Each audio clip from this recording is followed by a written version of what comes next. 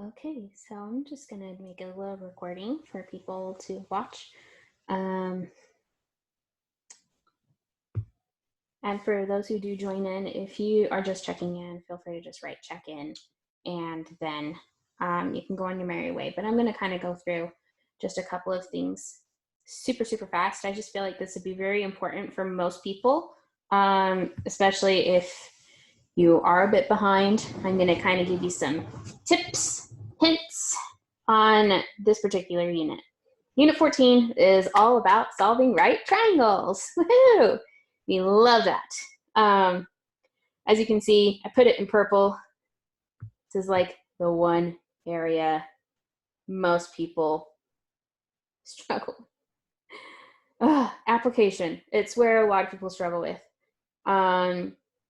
And if you're not quite sure what I mean by application, this is essentially what I mean. I mean the following. Let's see. Give me just one second, guys.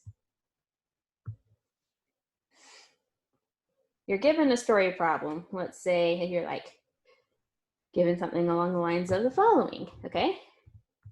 A tree casts a shadow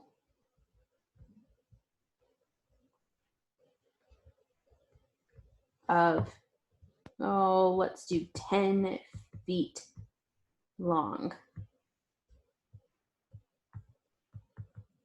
If the angle of elevation is 26 degrees, how tall is the tree?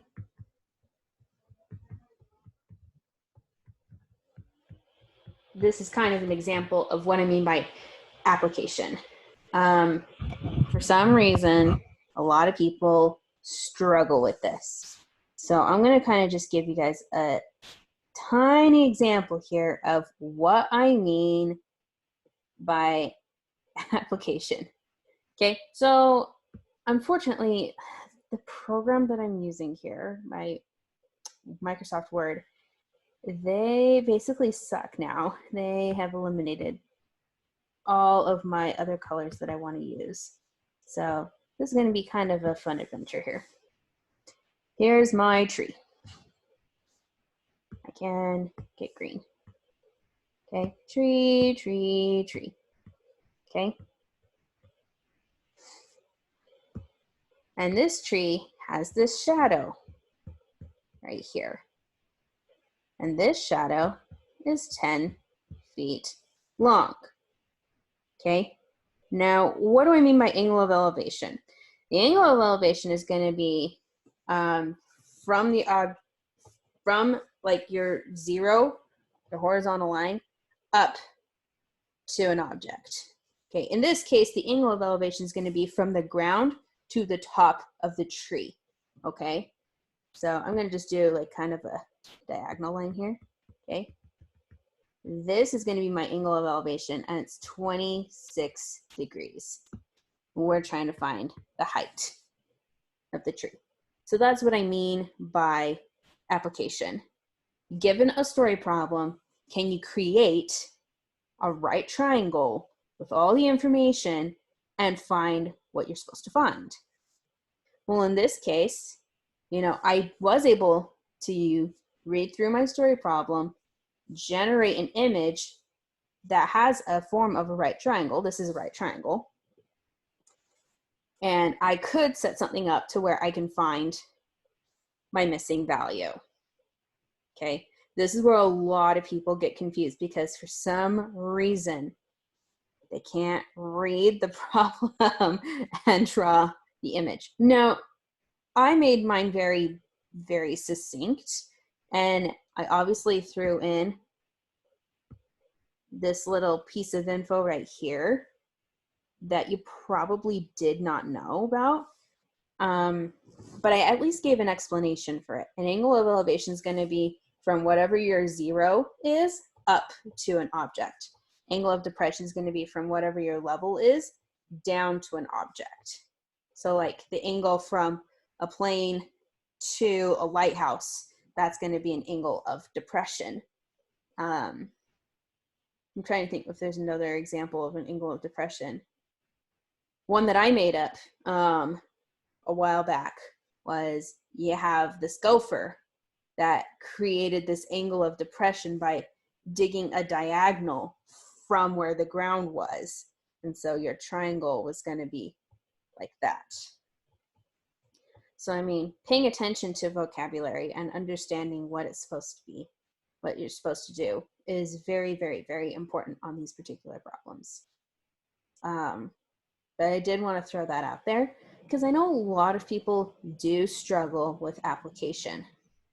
Like, that is probably one of the biggest struggles, is being able to apply a lot of this stuff. I'm not quite sure why it seems to be the hardest thing, but it just does, okay? Rebox it. Application, application. Because unfortunately, with this unit, not only are we going over stuff that's fairly straightforward, but you're going to need to be able to put it into context of real life situations, because that is how we figure things out, is through trigonometry. I want to figure out the height of that building. Okay, how far away am I? Oh, I'm like 12 feet. Okay, how can I measure that angle? There's a couple of different ways. Okay, and then you can use basic trig to actually figure out the height of the building. So it's very, very, very important. Very important to know how to apply this stuff, not just, the basic, oh, if I'm given a triangle with all this information, can I find my missing value?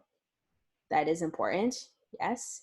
It's not the most important thing, though. Being able to apply it is probably the most important thing. And I do want you guys to feel comfortable with that. So if you do have questions on how to apply some of this stuff, please ask. I don't mind going through problems where I have to do application. Not at all. I can whip those up in a heartbeat. Those are easy. Those are very easy to do. Some of them are easier than others. Some of them get tricky. But because we're working with right triangles, oh, I probably ought to write that down. This is only for right triangles here.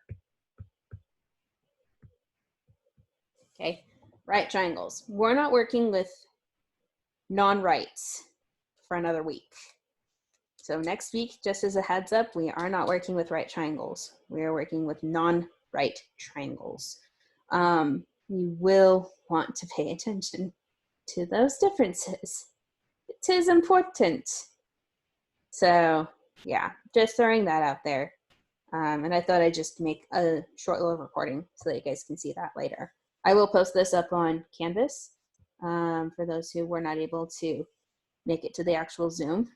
But I thought that that would be nice to just go through at least a couple of things super briefly of where you probably ought to put a lot more focus on. Okay, so there's the mechanics of everything that you'll probably get in no time because it's practically a recap from last year. But being able to do it with a word problem, putting it into application, is the one area that I'm worried about the most. There are problems like this that I just went over that will be on the assessment, guaranteed. I can think of at least 4. There's at least 4 like that. So you will want to have a solid foundation on application problems. So if you have questions about that, please let me know. I have no clue where people are. I know for a fact that at least one student is already on 14.3. It's just sad. I have at least one student who's on 14.3. It's crazy, I know, but such is life. I am going to be on for another 45 minutes.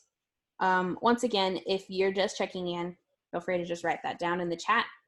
If you do need any extra help, I will be able to help you with whatever you're struggling with. 14.1 was on Pythagorean theorem, which I think most everybody knows, which is just fine. Yeah. So I'll be on for another little while for anybody who does need help. I am going to end this either just before 3 or right at 3. That way I can, guys, I'm trying to get through everything. It's difficult. So I just wanted to make that short little recording for you guys.